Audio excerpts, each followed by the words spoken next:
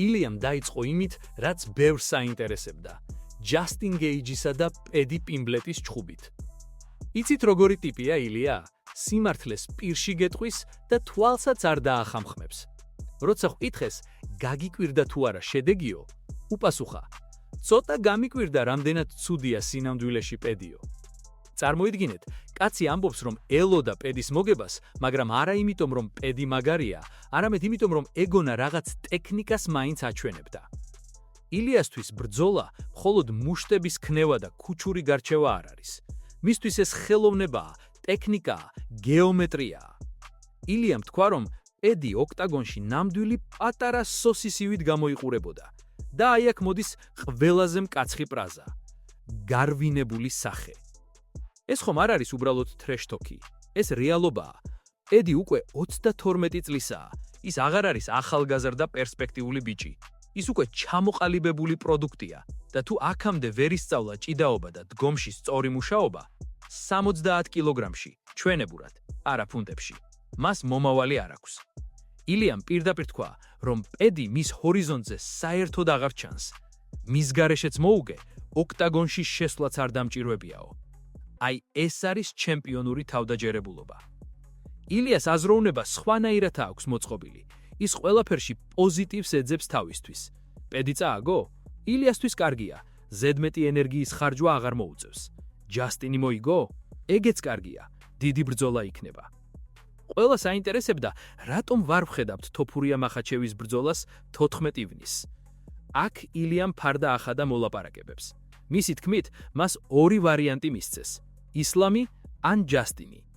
რა თქმა უნდა, ილიამ ისლამი აირჩია, უფრო დიდი მასშტაბი, მეტი პრესტიჟი, მაგრამ შუაღამიცას დაურეკეს და უთხრეს: ისლამი ტრავმირებულია, ხელი აქვს გატეხილიო.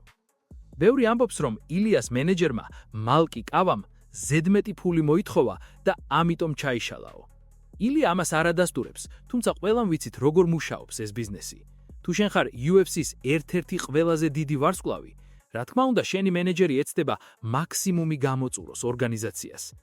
ისლამის ფანები ილიას მშიშარას ზეძახიან, მაგრამ დააკვირდით მის რეაქციას: არ მწყინს, ჯასტინსაც ისევე დავაძინებ, როგორც ისლამს დავაძინებდიო. ეს ბიჭი არასდროს იხევს უკან. მისი მიზანია გახდეს 3 წონის ჩემპიონი. ეს ისტორიული ამბავია. ალექს პერეირა ახლა ამას ვეცდილობს, მაგრამ თუ ილიამ ეს შეძლო, ჯერ ჯასტინი დაამარცხა, მერე ისლამს ავიდა 70 კილოგრამში და იქაც მოიგო. მერე უკვე კამათის აზრი არ აქვს. ის იქნება ყველა დროის საუკეთესო, GOAT-ი. იმიტომ რომ მისი გზა გადის ისეთ ლეგენდებზე, როგორებიც არიან ვოლკანოვსკი, ჰოლოვეი და მახაჩევი. ქართველ კაცს ერთი თვისება გვაქვს სიტყვაზე ვენდობით ერთმანეთს. ილიაც ასეა, ის ენდობა თავის უნარებს. როცა ის ამბობს, რომ 100%-ით დარწმუნებულია მოგებაში, ეს არ არის ამპარტავნება. ეს არის შინეგანი რწმენა, რომელიც წლების განმავლობაში დარბაზში 4 ზღვრით მოვიდა. ის არ უყურებს ბრძოლას როგორც უბრალოდ ჩხუბს. ეს არის მისი გზა მწვალისკენ. ბევრი აკრიტიკებს ინგლისური ჯერ კიდევ უჭირსო, მაგრამ დააკვირდით, რამდენად მოუმატა, უკვე მშვენივრად ახერხებს მოწინააღმდეგის ფსიქოლოგიურ გატეხვას. მისი იუმორიც ქართულია, პირდაპირი, ცოტა უხეში, მაგრამ ძალიან ზუსტი. ილია ახლა იმ ეტაპზეა, როცა ყველა მისი ნაბიჯი გათვლილია. მას იცის თავისი ფასი. როცა რიჩარდ მილის საათით დადის და პრემიუმ კლასის ცხოვრებით ცხოვრობს, ეს იმის ნიშანია, რომ მან თავისი შრომით ყველაფერი მიაღწია. და სწორედ აქედან იწყება მისი დაპირისპირება მათთან, ვისაც ყველაფერი ლანგრით მიართვათ. ამაზე კი მეორე თარღზე ვილაპარაკებ, სადაც მთავარი გმირი ჩვენი მეზობელი არმან წარუკიანი იქნება. დარჩით ჩემთან, იმიტომ რომ წინ კიდევ უფრო ცხელი ამბებია. ილია არმანს ისეთებს ეძახის, რომ გონი ამათი შეხვედრა ოქტაგონის გარეთაც კი საშიშია. შემდეგ ნაწილში ვნახავთ, რატომ თვლის ილია არმანს მამიკო ბიჭად და როგორ აპირებს მის ყვაბის გატეხვას. Илья – это человек-амбиция. Ему мало быть просто чемпионом, ему нужно, чтобы его имя вызывало трепет у целых дивизионов. Сейчас он заговорил о том, что раньше казалось фантастикой для парня его габаритов. Вы слышали это? Топурия хочет стать чемпионом в 3 весовых категориях. Сейчас Алекс Перейра гонится за этим достижением, переходя из веса в вес как по ступенькам. Илья решил не отставать. Первый этап – защитить пояс против Джастина Гейджа. Для него это не просто бой, а формальность, которую нужно закрыть эффектным нокаутом в первом раунде. Второй этап – подняться в легкий вес и забрать пояс у Ислама. Третий этап – прыгнуть в полусредний вес. Это звучит как сценарий для компьютерной игры на легком уровне сложности, но Илья говорит об этом с абсолютно каменным лицом.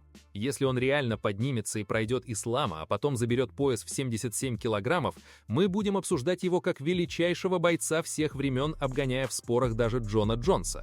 Его список скальпов уже впечатляет. Волконовский, Холлоуэй. Если добавить туда Махачева, то вопрос о лучшем в мире отпадет сам собой.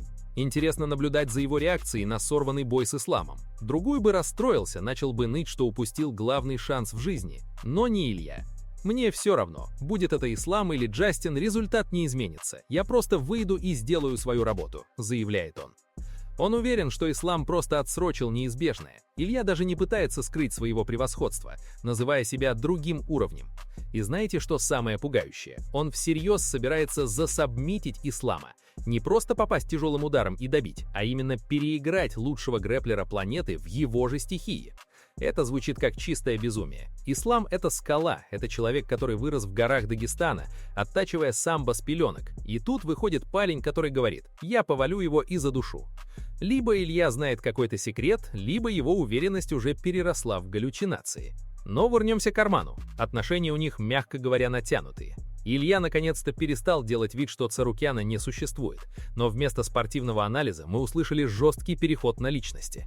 Топурия прошелся по финансам Армана. По его словам, Царукян — это просто ребенок, который хвастается деньгами своего отца, а сам из себя ничего не представляет. «Ты настолько беден, что у тебя есть только деньги». Это была мощная шпилька в сторону имиджа Армана. Илья утверждает, что в жизни Царукян ведет себя как смиренный ягненок, улыбается и здоровается, а как только добирается до клавиатуры в соцсетях, превращается в гангстера. Илья называет это лицемерием и глупостью. При этом сам Топурия явно путается в показаниях.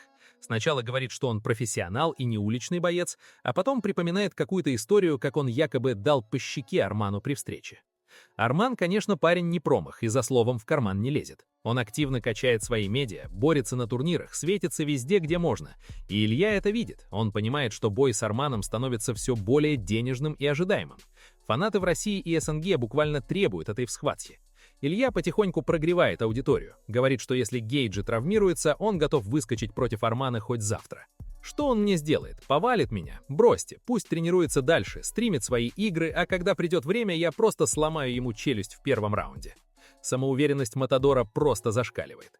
Но давайте будем объективны. Арман — это тяжелейший стилистический матч-ап для любого. Его борьба, его давление и его выносливость — это не то, что можно списать одним хлестким интервью. Илья может сколько угодно называть его крысой или глупым пацаном, но в клетке вес будет иметь только переводы и тайминг. Тупория сейчас находится в той точке, где Конор Макгрегор был в 2015-м. Каждое его слово — это заголовок, каждый выпад — это проданные трансляции. Он заставляет нас верить в то, что он непобедим, даже если против него выйдет сам дьявол. И это работает. Мы сидим и обсуждаем, сможет ли он задушить Ислама, хотя еще год назад это казалось анекдотом. ბოლო დროს ბევრს ჭორაობენ ილიასა და კონორ მაკგრეგორის შესაძლო დაპირისპირებაზე. არიელმა ჰკითხა: კონორი ბრუნდება, ხედავ მას შენს რადარზეო? ილიამ კი დამახასიათებელი ქართული პირდაპირობით ყველაფერი თავის ადგილზე დააყენა.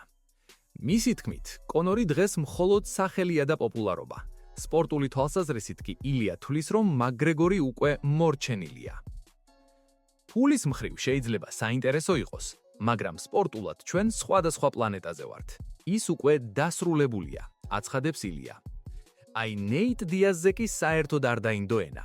როცა ჰელვანიმ ახსენა, რომ ნეიტი თავის დროზე მაგარი იყო, ილიამ ისეთი სახე მიიღო, თითქოს რაღაც გაფუჭებული აჭამესო. ბრო, ნეიტი არის ერთი ჩვეულებრივი მოკრივი სტომარა, punching bag. ის უბრალოდ სუსტია.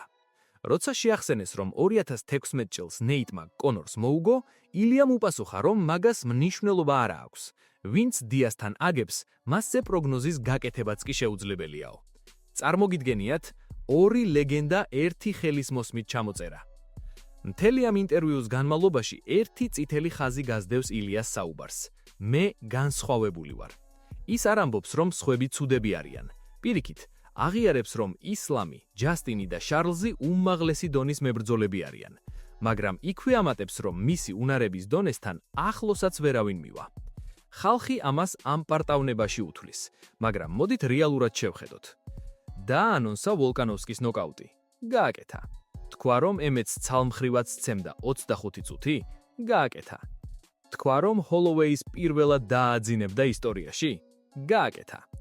ამიტომ, როცა ის ამბობს, რომ ისლამ მახაჩევს დაამარცხებს, ჩვენ უკვე გვეშინია მისი არ დაჯერება. მისი გეგმა არის ესეთი.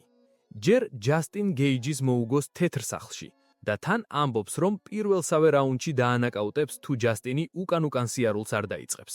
მერე კი 77 კილოგრამში ავიდეს მესამე ქამრისთვის.